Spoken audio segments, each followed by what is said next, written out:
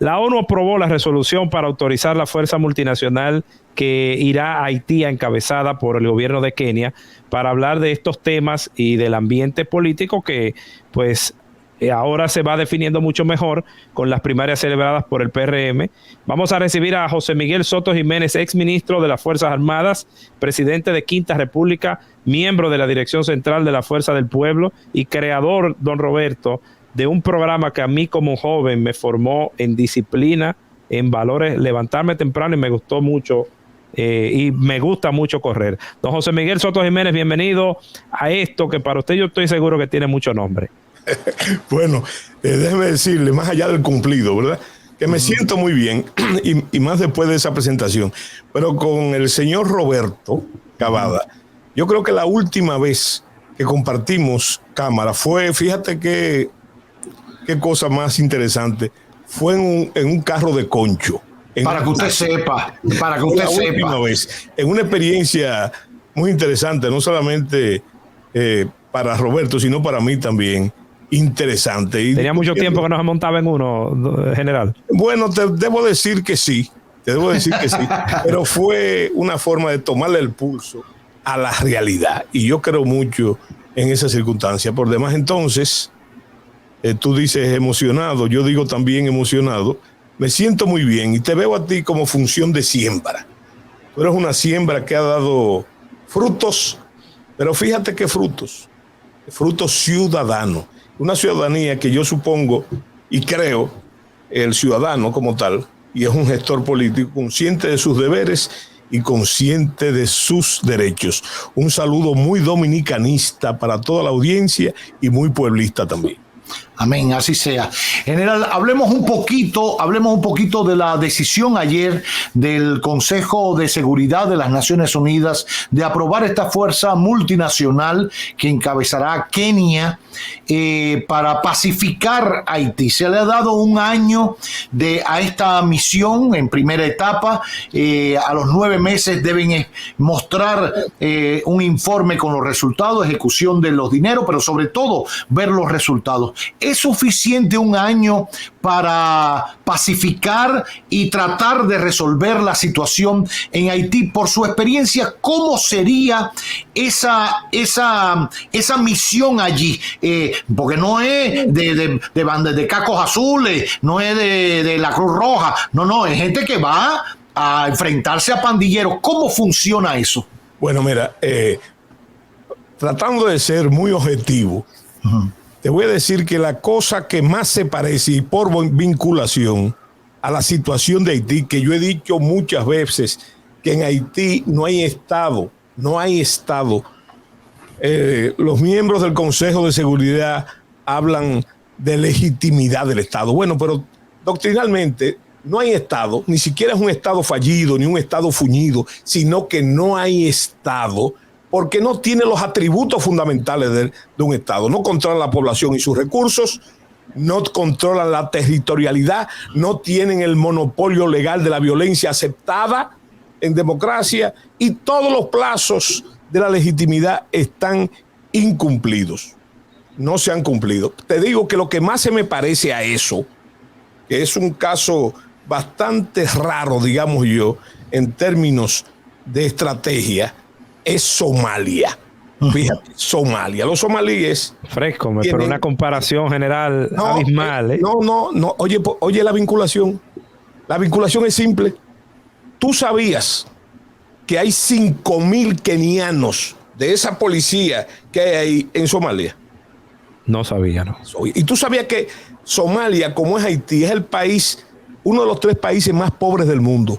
Haití es el país más pobre del hemisferio occidental. Entonces, a la respuesta de Roberto, ¿tú sabes cuánto le ha tomado? No han salido todavía esa situación con las mismas características de cuál es la actividad fundamental en Somalia. Los secuestros, la piratería, el asesinato, el abuso, todo eso que se ve en Haití. ¿Tú sabes cuánto lo ha tomado? Y eso no debe ser un fruto de mala esperanza para nosotros. 19 años. Dios Ellos mío. tienen O sea, situación general, 9 años. O sea, que los kenianos están allí con una brigada de 5,000 personas. 5,000 hombres, naturalmente, que tú puedes entender que es un territorio mucho más grande que Haití, claro, pero con iguales circunstancias. Tienen 19 años, se ha ensayado de todo ahí la comunidad internacional, pero yo te digo que el vínculo son los kenianos. Que esa siempre ha sido mi pregunta, general. 1.500 efectivos son necesarios y darán abasto para el trabajo que hay que hacer en Haití. Tú esa pregunta la haces con premeditación y alevosía y te voy a decir que no. De entrada que no. Y yo pienso, fíjate un detalle. Roberto ha hablado, y yo vi su participación ayer en la rueda de prensa del presidente, de lo que se ha vendido, en efecto, o sea, se ha reivindicado como un logro, como una victoria de la diplomacia dominicana. En términos, vuelvo y te repito, objetivos, yo no sé si ustedes se tomaron, yo sé que Cavada, estoy seguro totalmente, toda la sesión del Consejo de Seguridad. Del Consejo de Seguridad. Fíjate una cosa, fíjate que hay que poner atención a esto. Siempre se ha reivindicado en todos los discursos que yo oí y la resolución misma, el respeto a la soberanía y a la territorialidad de Haití. Y de alguna forma a la legitimidad del gobierno haitiano, hasta con los plazos que él observó, ¿verdad? Que se dijeron y que se observaron. Naturalmente que ahí hubo una serie de elementos que hay que tomar muy en cuenta. Así como se ha reivindicado eso, que es un logro de la diplomacia dominicana, por lo menos no directamente, porque claro, no hubo ninguna alusión de la República Dominicana, ni antes ni después, pero hay un problema muy serio, y es que Haití está reivindicado, y así es, y lo dice la resolución. Fíjate un detalle interesante, el que ha solicitado la intervención es el gobierno haitiano. Claro. Es el primer ministro. Bueno, entonces, en ese aspecto, hay otros detalles que yo quiero que se observen. También repetidos hasta la saciedad, no solamente por protocolo, sino porque es mandatorio. Fíjate, se habló del liderazgo de los Estados Unidos, inclusive en la composición del documento y de Ecuador, ¿verdad? Claro. Entonces, ahí el profesor Juan Bosch siempre dijo, y yo soy un lector apasionado del profesor Bosch, de que hay cosas que se ven y que no se ven. Me toca,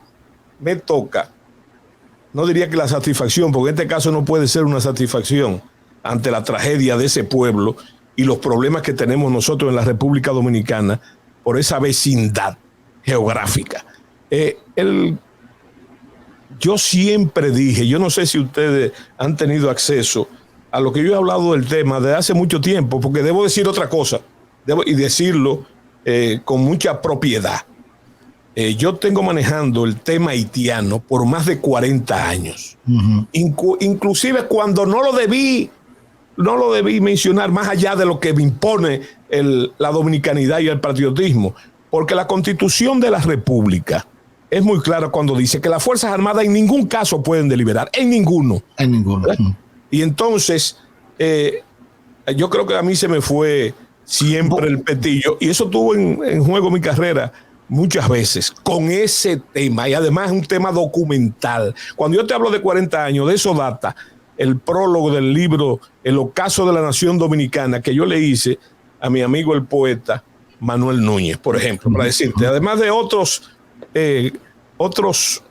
documentos que yo escribí sobre precisamente la frontera haitiana, también datan de esa misma fecha. Entonces, yo lo que te quiero decir con esto es que yo siempre dije, señores, antes de las medidas, que a mí se me parecía todo lo que estaba sobre la mesa, ahora está todo sobre la mesa, a mí se me parecía mucho un sainete. Un sainete, o sea, la discursiva era un sainete. Lo que yo no sabía realmente, no podía explicarme, aunque me lo sospechaba, también se dijo en la reunión del Consejo, quién era el autor del sainete. Y el autor del sainete se habla de la comunidad internacional. No hay comunidad internacional posible si usted hace las comparaciones de lugar, porque yo lo vuelvo y te repito, todo está dicho. Es el interés de los Estados Unidos, que ha intervenido varias veces Haití. Claro. En este caso, por razones estratégicas, y cuando hablo de estratégica, Cavada sabe muy bien que desde Punta Maicí a la mole de San Nicolás se ve físicamente la frontera, digo la costa. La costa. ¿Tú sabes lo que quiere decir eso? Que detrás está una cosa que se llama la base de Guantánamo. Y de la base de Guantánamo, yo ya como militar le voy a decir esto. Un avión de combate está a 5 minutos de cualquier blanco de Haití, cualquier objetivo de Haití. Y en la artillería, yo no sé si Cavada hizo el servicio militar. Claro, pero claro. Resulta que la artillería rusa, por ejemplo, es 152 milímetros, pero la norteamericana es 155. ¿Usted sabe lo que quiere decir eso? Que todos los blancos en Haití están bajo la oportunidad de fuego de ahí, para no contar otras especificidades de la inteligencia electrónica, satelital, etcétera. ¿Por qué yo digo eso?